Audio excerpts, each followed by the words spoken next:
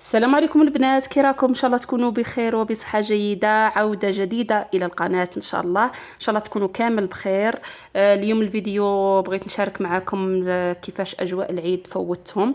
يعني كان فيديو هكا صورت لكم لقطات كيما راكم تشوفوا معايا. هنا كنت نحضر في الملفوف، وهنايا الدواره تاني غسلتها. نوريكم الطريقه. اولا الملفوف كيفاش حضرته، وديجا الفيديو السابق راني مشاركه معكم بالتفصيل. يعني الملفوف كيفاش نطيبه انايا. هنا كما راكم تشوفوا الكبده قطعتها. كاين اللي الملفوف يدير الكبده في الماء والملح، وكاين اللي يشويها كيما هكا كيما انايا نشويها. اللي يشويها في الجمر تجي احسن، وانا غادي نقليها لكم غير في المقله ان شاء الله، وغادي تشوفوا الطريقه معايا. هنا راني ملحت الكبده تاعي كيما راكم تشوفوا. درت الزيت يسخن وحطيت الشرائح تاع الكبده تتقلى مليح، تدي هذيك التجميره مليحه تاع القلي. ومن بعد غادي ندير الشحم، ديروا فيه سربيته هكا نشروه، ومن بعد قطعوه وملفوا به الكبده تاعكم. المهم الفيديو اللي بغيت تشوف الفيديو بالتفصيل، الفيديو اللي قبله راني دايره طريقه الملفوف كيفاش ندير ليها.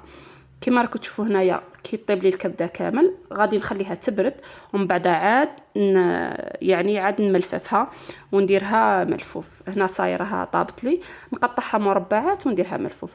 اليوم غادي نشارك معكم الدواره كيفاش نخدمها. هنا عندي القلب والطيحال، هنا قليناهم يعني شربنا بهم لتاي على 10، كل واحد والطريقه تاعها كيفاش. ودرت تانيك البوزلوف، يعني كما راكم تشوفوا هنايا البوزلوف شوطته ونقيته وغسلته تانيك. يعني كاش نهار ان شاء الله نشارك معكم طريقتي كيفاش نطيب البوزلوف ان شاء الله باذن الله. خلوا لي تعليقاتكم في الكومنتار، واش راكم باغيين الوصفات ان شاء الله القادمه في القناه ان شاء الله، والعوده بقوه باذن الله. انا راهي الريه والقلب هنايا تاني غسلتهم ونقيتهم كما قلت لكم، راني طيبتهم. هنا الدواره بعد ما نقيتها مليح درتها في كيكوطه، غادي ندير الماء والملح ونبلع عليها حتى اللي طيب. بعد ما توجد الدواره تاعكم وطيب لكم غايه، طحنوها في لاشوار. هنايا كما كتشوفوا هاد القطع هكا صغار كيما هكا، صدقوني يبداو ياكلوها ولادكم. هنا كنت وجدت لاصوص طوماط عادي، لاصوص طوماط بالطوماطيش الحب، وزيدوا مغرف تاع طوماطيش مصبره، شويه ملح شويه حبه كحله، وديروا الدواره تاعكم. بعد زيدوا الثوم والقزبر كما راكم تشوفوا كيما هكا، وقلوا كل شيء مع بعض مليح. ديروا هنايا شويه ماء، مرقوا كما راكم تشوفوا هنايا شويه ماء، وخلوها تتجمر تجي واحد البنه. ومن بعد زيدوها شويه راس الحانوت، صدقوني تجي بنينه بنينه بزاف بزاف كيما هكا. بغيتو نعطيكم على السريع التفصيل كيفاش خدمتها. نديروا حبه بصل رابوها، من بعد زيدوا عليها طماطيش الحب، ومن بعد طماطيش القوطي، شويه ملح شويه حبه كحله وشويه زعفران كما قلت لكم. من بعد ديروا الدواره تاعكم القزبر والثوم، قلوا مليح وزيدوا شويه ماء وزيدوا شويه راس الحانوت حتى اللي تعقد وتوجد لكم. صدقوني بنينه بنينه بنينه بزاف. بهذه الطريقه ياكلوها ولادكم. اللي يعرف الدواره ياكلها بهذه الطريقه تجي شابه.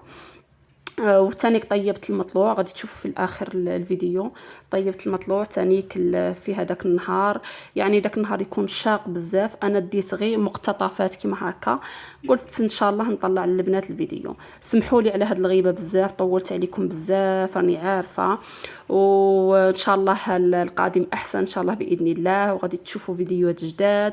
المهم اللي بغات اي وصفه اي حاجه بالنسبه للمطلوع راه عندي في القناه، راني مصوراته بالتفصيل وجاب اعلى نسبه مشاهده. يعني اللي بغات ينجح لها المطلوع تروح للفيديو تاع المطلوع، ولا دير غير مطلوع الامراء غادي يخرج لك الفيديو وتفرجي. بالنسبه هذا المطلوع تاع الطاجين، وهذا المطلوع تاع الكوشه، يعني الكوشه هذيك تاع السعاده، هذا هو المطلوع تاعها تاني كيجي الشباب الله يبارك. ان شاء الله يوما ما غادي نشارككم هذه الوصفه تاع المطلوع، طريقه جديده، ويجي المطلوع خفيف خفيف خفيف وقطن ان شاء الله باذن الله. يا رب يقدرنا ان شاء الله باذن الله. دمتم في رعايه الله وحفظه، مع السلامه، مع فيديو جديد ان شاء الله على قناتي وقناتكم مطبخ ام الامراء. هنا ثاني درت لورداف راك تشوفوا، يعني راني دايه غير صور هكا، فيديوهات هكا صغار. المهم انا بغيت نشارككم فيديو وتسمعوا صوتي ان شاء الله. وان شاء الله الايام القادمه ان شاء الله تراقبوا فيديوهات ما شاء الله في القمه. دمتم في رعايه الله وحفظه، مع السلامه.